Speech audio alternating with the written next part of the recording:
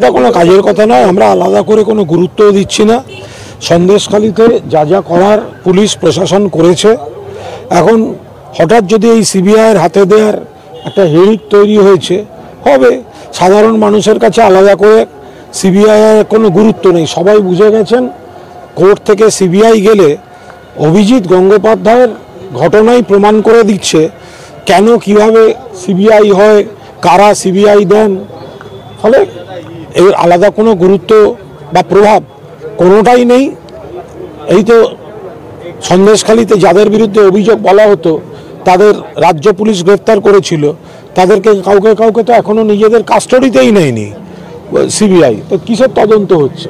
ফলে এটা গোটা বিষয়টা আমরা আলাদা কোনো গুরুত্ব কোনো অবস্থাতেই দিচ্ছি না। শেখ শাহজাহান বলছেন যে খুব ভালো হবে সিবিআই তদন্ত হলে। এখন সিবিআই কাস্টাডিতে আছেন, কে কি বলছেন এর উত্তর দেওয়ার দায়িত্ব আমাদের পড়ছে না। কোনো ব্যক্তি তিনি সিবিআই কাস্টাডিতে আছেন, তিনি সিবিআই ভালো মন্দ তার কখন কি মনে হচ্ছে বলছেন, আমরা কি বলবো? পুলিশের ভূমিকা নিয়ে প্রশ্ন তুলে ভূপতিনগর কাণ্ডে এনআইএ কে রক্ষা কবচ। এনআইএ তো বিজেপির সঙ্গে ষড়যন্ত্র করে বিজেপির নেতা এনআইএ সুপারের বাড়ি যাচ্ছে, লিস্ট দিচ্ছে, তার উপর দাঁড়িয়ে এনআইএ ধরপাকড় করছে। আপনারা কোনো গল্প যখন পড়াবেন 5-এর পাতা থেকে পড়ছে কেন? সবাই 1-এর পাতা থেকে পড়ুন। জিতেন তেওয়ারি কেন ধনরাম সিংয়ের বাড়ি গেল, তারপর থেকে কেন ধরপাকড়, রেড, সামান শুরু হচ্ছে, সেগুলো তো দেখতে হবে। এখন এনআইএ তদন্তকে ভয় পাচ্ছে, তার কারণ হচ্ছে তারা এই চক্রান্ত বৈঠক ফাঁস হয়ে যাবে বলে। ফলে এনআইএ তদন্ত অ্যাভয়েড করতে চাইছে, রক্ষা কবচ চাইছে। কোর্টের তো গোটা বিষয়টা বিবেচনা করা উচিত। ভাটপাড়া পৌরসভার পাশে ঈদ উৎসবে উপস্থিত হয়েছিলেন পার্থ ভৌমিক, তাকে দেখে অর্জুন সিংয়ের নামে স্লোগান ওঠে, ভিডিও ভাইরাল হয়েছে। ওটা কোনো কাজের কথা নয়। কখন কোন পাড়ায় কাজের ছেলে রয়েছে সেখানে গিয়ে কে কাকে স্লোগান দিচ্ছে এটা কোনো বিষয় নয়।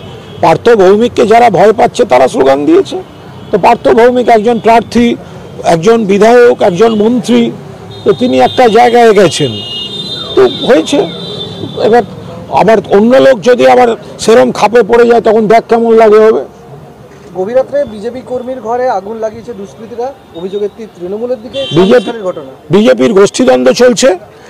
বিজেপির মধ্যে 2-3টে গোষ্ঠী কাজ করছে। আর 2 নম্বর হচ্ছে বিজেপি এরম ধরনের কিছু ঘটনা ঘটিয়ে প্রচারের দিক নির্দেশ করতে চাইছে, প্রচারটা বিকৃত দিকে চালিত করতে চাইছে।